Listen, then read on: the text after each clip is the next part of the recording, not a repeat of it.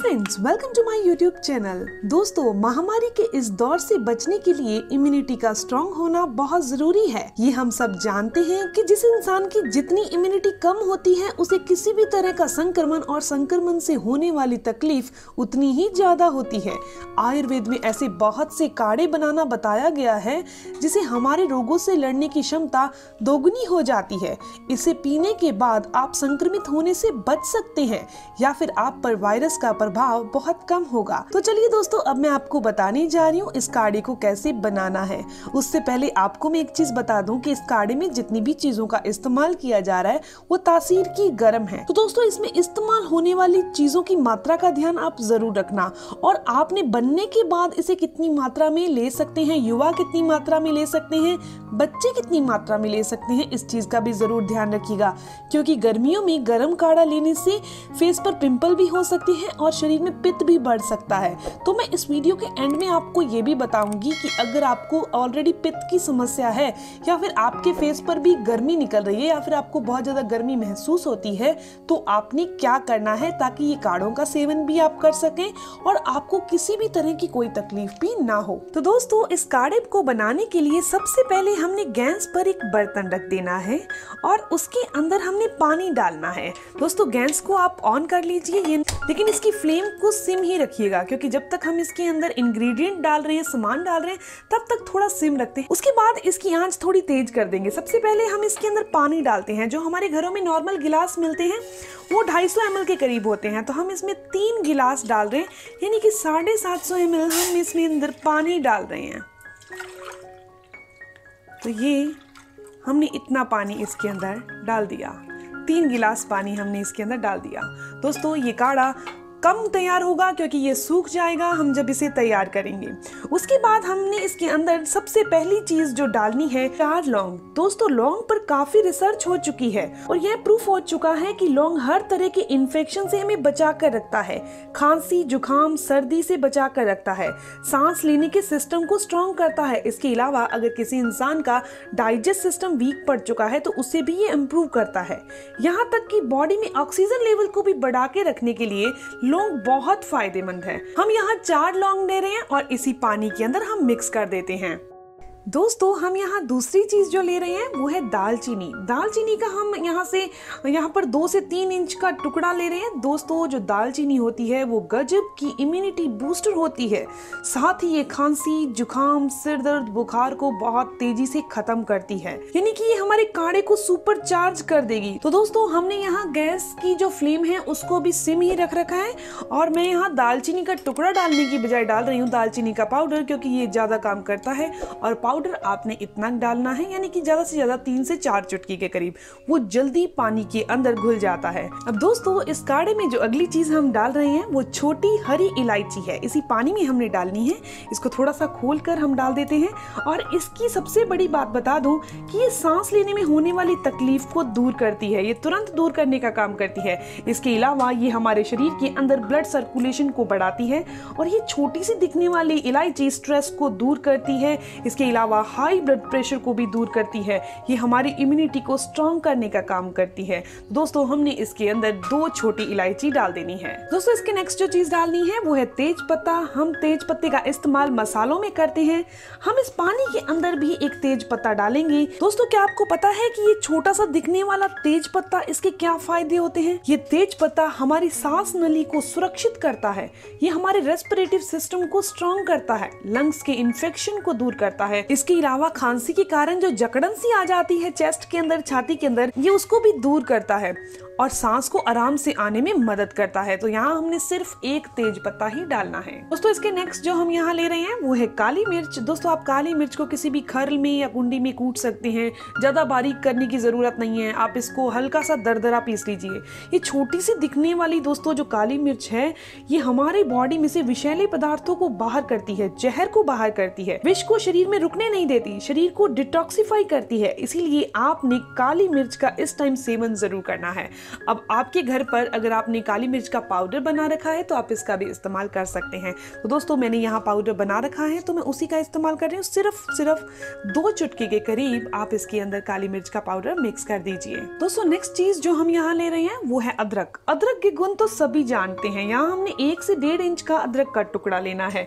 दोस्तों इसे कद्दूकास कर लीजिए, क्रश कर लीजिए। तो मैंने यहाँ इसे थोड़ा सा कूट लिया है तो वो मैं इसके अंदर डाल देती हूँ।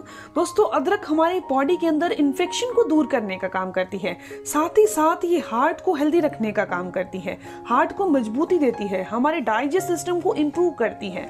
इसके अलावा खांसी, जुकाम, जकड़न, सांस लेने में होने वाली तकलीफ, इन सभी चीजों को दूर करती है। साथ ही साथ इस महामारी के टाइम में तो आपको इन चीजों का सेवन जरूर करना चाहिए। जब हम इस काढ़े के अंदर इस अदरक को डालते हैं तो ये हमारे इन्फेक्शन को अच्छे से बाहर कर देगी। दोस्तों ब्लड के सर्कुलेशन को बढ़ा देगी, बॉडी के अंदर, शरीर के अंदर ब्लड क्लॉट नहीं बनने देगी, सांस की तकलीफ नहीं आने देगी। दोस्तों नेक्स्ट चीज जो हम यहाँ ले रहे हैं वो ले रहे हैं हम आधा चम्मच हल्दी। हल्दी की मेडिकल रिसर्च में ये बात साबित हो चुकी है कि हल्दी जो है वो वायरस को गले में ही खत्म करने की क्षमता रखती है।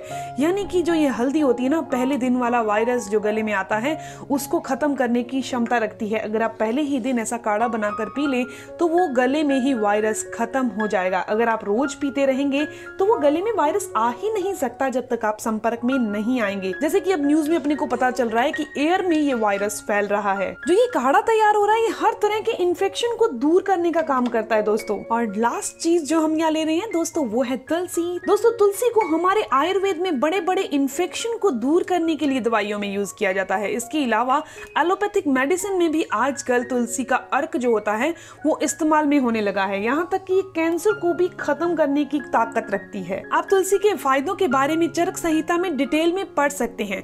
तो यहाँ हम 6 पत्ते जो हैं वो तुलसी के इस पानी के अंदर डाल रहे हैं। ये हमारी इम्यूनिटी को भी बूस्ट करने का काम करती है।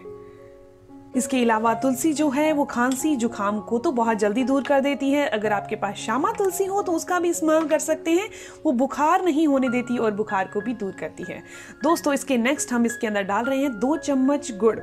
गुड़ के बारे में आपको एक चीज बताना चाहूंगी। गुड़ की एक खासियत है कि हमारे लंग्स को पूरी तरह से साफ करता है। आपने सुना होगा कि जो भी ग्लास फैक्ट्री में या कपड़ा फैक्ट्री में, उन फैक्ट्री में लोग काम करते हैं डेली, तो वो डेली गुड़ खाते हैं।